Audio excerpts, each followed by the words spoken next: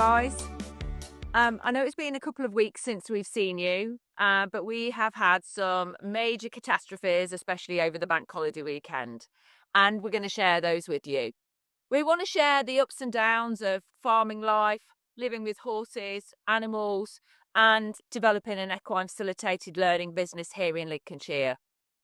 I want to take you on a bit of a journey of what it's like to live on the farm, how you never actually ever go home, and what it's like in the mornings when we feed the horses. In this video, you will learn how we've had to upgrade the electricity, if we want additional caravans, if we want to have an electric point for a car here, we have had to upgrade our electricity. And over the bank holiday weekend, we dug up the drive and we had a disaster. They dug through the electric cable and the water cable in the drive. We had to fix the electric, fix the water pipe to be able to upgrade the piping. The cottage is at least over 100 years old, so the electric supply to the house and also to the caravans is very antiquated, and sometimes the electric in the house can go out. It's very different here living in Lincolnshire because we have a lot of power cuts, and we've had to upgrade the system to be able to put another caravan in over here.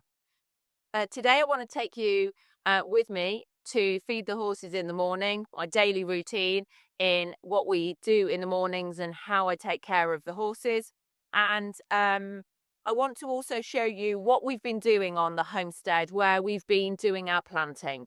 So we have been doing planting and getting our homestead, our growing system going, because it's really important that we eat produce that is not sprayed with chemicals, and we have produced it ourselves. So obviously we've got our chickens, we have been planting carrots, beetroot, cabbages for the spring and for the summer and also for the winter. We have already got potatoes that are flourishing, and we've put lots of things into the greenhouse as well now. So we've got the tomato plants going, we have got the cucumbers growing, and we've also got the peppers growing as well, and all four. I absolutely love it. I think it is the best thing that we have done in as far as growing is concerned. And years ago we did lots of herbs and things like that on the yards, but obviously not owning anything, then we really didn't want to put anything in that was permanent. So we're really lucky that we have got 4 growing boxes, and we have one more that we want to put out as well to fill. Now I don't know what we want to put in that one yet, but we definitely want to be putting something else in there. So what we decided to do was put the growing box out, fill it with manure and allow that to rot a little bit down, and then maybe over the next couple of weeks we'll put something else in those as well. So I want to take you on the journey and show you what we've been doing, because we have been so busy, and in between I've been trying to do some maintenance. So I've been painting the container, because the container is really awful. It's a bluey thing that's rusty, and I really wanted it grey and have our motto on it, because I think that would really be really nice for us to be able to have our logo on there as well.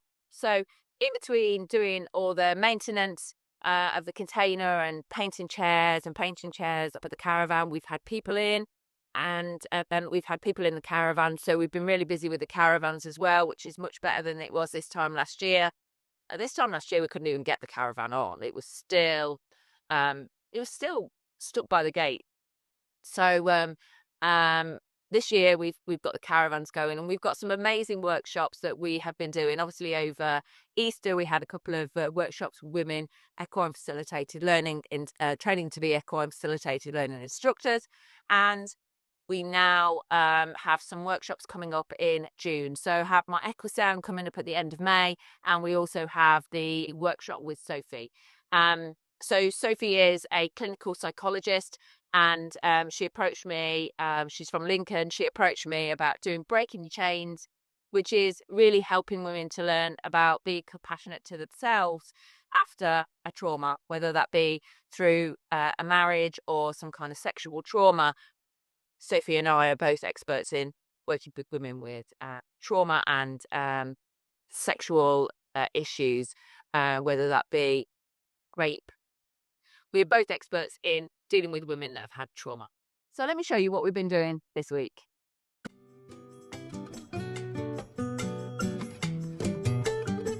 Morning all. I am not a early morning person. If there's one thing I hate, is getting up really early, and I really don't like being out and about early with the horses, especially as I work quite late sometimes. But I wanted to bring you along and show you some of the things that we do in the morning. Morning girls.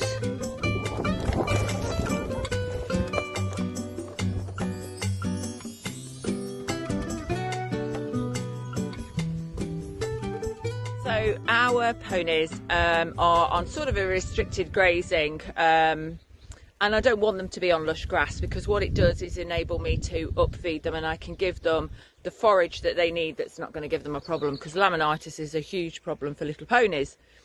So today what I'm going to do is, and we always do this, we give them a couple of barrows of hay every day. My hay bill is huge. However, I prefer to do that because prevention is better than cure.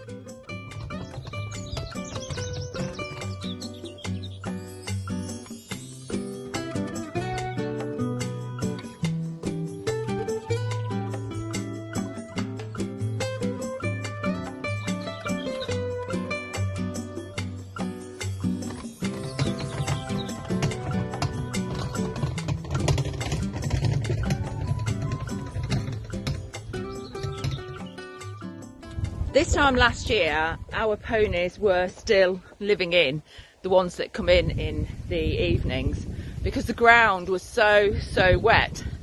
This year, as you can see, it is completely the opposite. The land is very dry, because we've had minimal amount of rain during winter, which has been brilliant, and also it helps prevent the colic as well.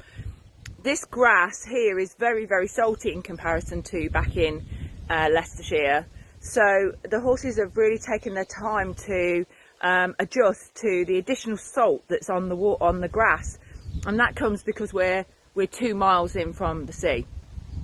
So I'm just going to go and take Harry and Diamond their hay now, so you can see them have their breakfast too. Come out, Rosie. Go and have a look for the rats now. Go and look for the rats. Can you find any? Can you see the rats?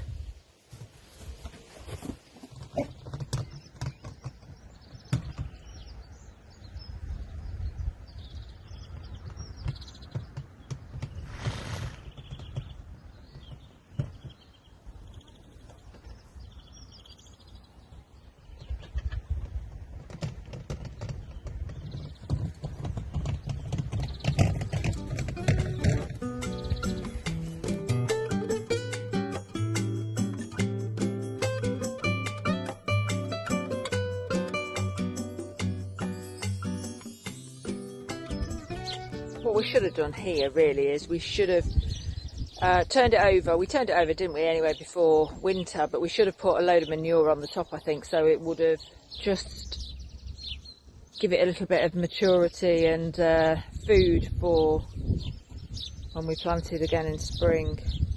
So what we're going to put in here. So I'm just turning this over from last year, because you remember we threw quite a lot of the old rubbish in here last year. This is year 2 for this bed, so I'll put new compost in, and we're going to go with cabbage in here. Just try something new that we've not done before, as ever. So I'll just put that over. Got any root stuff had and rubbish, and there's quite a bit growing. You wouldn't be amazed. Little potatoes and all kinds. So. Let's have a look in there. I'll fetch those out, look. Oh yeah. Did we do potatoes in here last year? No, we just got rid of the compost that we grew the potatoes in. Oh God! So look over there. So this one we didn't use last year. We just started to get it ready, but we ran out of compost and what have you. Yeah, we did, didn't we? We didn't have time to. Did we have stuff in here? Yeah. So obviously we had the beans and the peas in there. We had carrots and lettuce in the other one. Yeah. We've gone with potatoes, beetroot, carrots, lettuce this year. We might be able to get another row of lettuce in there. Yeah, I thought that. I thought if we could put some more in there, maybe even intermittently in between them, I think that would be good. But I put this netting on. I did these ones here, so I put this netting on because it stops the cat getting in, and also the birds getting in, because I've seen the birds get in as well. So in this one here, I planted these this week, which we've got carrots at the back there, and we've also got beetroot here, which I think have come on actually just in a few days. I planted these earlier on in the week because we needed to get them out of the boxes, didn't we? And then you've done this one here. Tell me why you've done this one differently. Well, these are potatoes, aren't they? But they are coming through now, aren't they? I haven't done it right, really. What I should have done was just plant the potatoes, and as they come through, then you build up the soil. But yeah, they've come through okay, and they're doing good, so keep our eye on them. They've come up massively this week, though. I think because we've watered them really well this week, and then we've also had quite a bit of warm weather as well, even though it's been a bit windy. Well, we've had a bit of warm weather, haven't we? Yeah, and that's why I've left it until now to come back out, because it was too hot earlier on in the greenhouse. So, let's have a look what you've done in the greenhouse then, shall we? Yeah, okay, no problem. So these are the onions and potatoes that I put in the pots. Exactly how we did it last year, nothing different. So we grew these, didn't we, last year? We grew tomatoes, peppers, garlic. So the onions are new. So they're onions, aren't they? Now, did we have these at the back of the cupboard and we pulled them out because they were pickling onions, weren't they? We thought, yeah, we'll try them. Right, okay. Well, we'll see. So that's a thing. We'll see. So then we've got these potatoes, haven't we, which are coming up a treat now. The normal 4 potatoes that we did last year again. Yeah. And there was more than enough harvest from them for us to keep.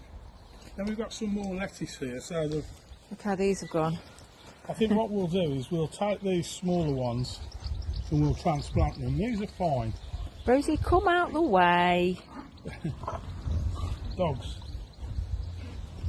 What tent have we got with you, Pat? Be careful. Right, so we were given these, weren't we, by a friend? Yeah, we were. And these are the ones that need to come out of the box.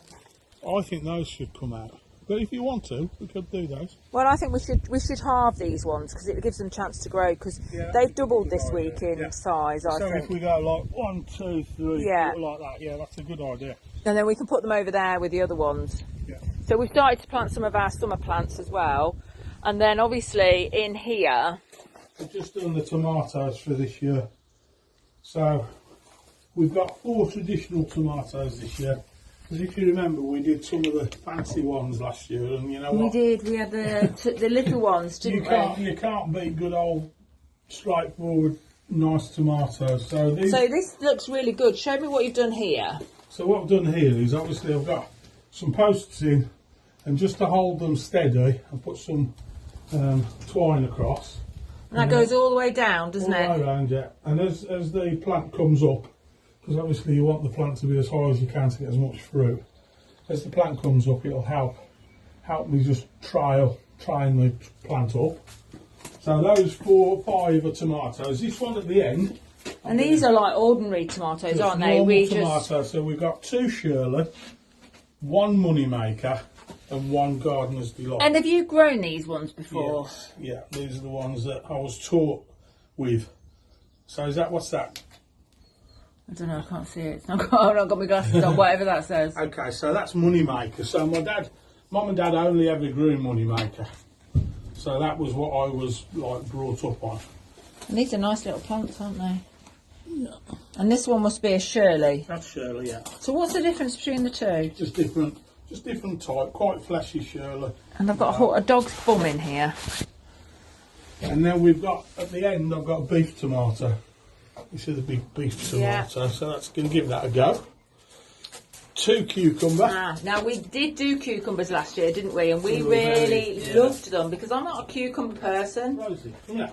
I'm not a cucumber person, and we found that they produced a much better tasting cucumber, didn't we? Absolutely. So again, they'll come up. They've got the supports. There you go. And then are you going to do the same with this one? This is a pepper. We had peppers, didn't we? This is a sweet pepper. So the biggest that'll ever go to really is about 3 foot tall, which is why the stick is slightly smaller. It's smaller because there's no need to.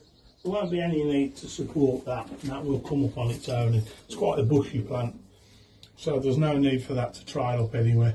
I'll keep an eye on it, and if I have to, I can. Yeah, and then what we're going to do here? Well, I was going to put those lettuce back for now. Okay, Obviously, what we don't plant up, we'll put back. We've got some compost, a little bit of compost left, if we wanted to plant anything else. I think we could, definitely with the tomatoes, what we did last year was we produced them all, didn't we? And then we made loads and loads of sauces out of them. Well, if you want some more tomatoes, there's enough room for another 2 or 3 tomatoes. If you wanted to go with tomatoes, or wanted to try like some bush tomatoes, you know, some miniature bush ones, a different variety, or some coloured ones. What else could we grow? If we were going to do something other than a tomato, we had peppers, didn't we? Salad, yeah. So peppers, easiest is radish. I don't like radish though. Yeah. So there's quite. I mean, aside from a salad point of view, you've got where you've got really coming out. What are you doing, lady? Good girl. What we have got here is a rhubarb plant. Yeah. So this is our rhubarb plant, but what it did this year is it bolted. Now it was wet, and the flowers came up.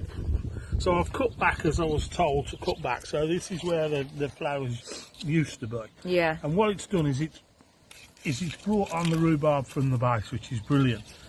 I just need to know, really, from the guys on the channel, when do we pick it? And when do I know that it's safe to pick? Because we've always been cautious with rhubarb, with the horses and animals, because the leaves being poisonous. Yeah. But we do love rhubarb, and we've got a really good growth of rhbarb there. It looks like what you would get in a supermarket, but I don't know whether it's the right type. So what we need to do is we need to ask everybody to let us know what they know about. Yeah. When do I harvest the rhubarb? See, that looks ready to me. Now, we did have somebody here last year that said it was May. So if you could let us know in the comments, is it May or is it June? May, June to harvest? Because it went really mad, didn't it? It went from being a little dot of a plant in hibernation to... It bolted. Bolted, yeah. So that's why you took the top off to stop it from growing up, because it had the most weird thing on the top. It didn't look like what I know as a weird rhubarb plant. But also they've got massive leaves. Rosie. Right, so we've put some compost in here now. And this is the first time that we've done anything like this. Now, I remember my granddad doing this, so this is why I wanted to do some cabbages. So we've got, I can put these in, okay. We've got those. We watched something the other night and it was 1.5 foot, wasn't it, between each one? That's fine. That's perfect. So maybe there. They're red cabbages, aren't they? Push them from underneath that. So maybe we can do like that. Yeah. Like that, look. Yeah. So you've got them a bit in between. Bit in between. We need one more there, don't we? Yeah. So what you told me was to try and get as many of them in. Well, we've got no space after this, and they do grow quite large. At least if we don't put them in, then we can tell if they need...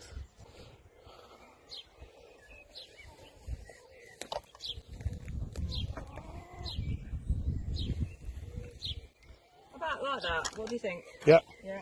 Looks good. No, Derek's told me off for doing it this way. He said, use a trowel. They're very young and delicate. What do you reckon, Bobs? Oh, what do you reckon? So let's talk about what we did last year. Can you remember what we did last year? Well, we did broccoli, which was a bit of a fail, if you remember. Yeah. Because it bolted again, we couldn't control it. Oh, you had them all. No, they No. can't be eaten. They can't be eaten. Ow, watch my hands. My poorly hands. You can get them eaten by the cat. These small potatoes, didn't we, that we bagged up and put into storage? And that's what these are. So, it's done good. Done good. Right, back to horses. Thanks for watching. We appreciate your support on the journey. Building and growing our business here in Lincolnshire is challenging at times, and we want you to see this part as well. Don't forget, if you're interested in building your own equine business, please follow and like for more updates. See you next time.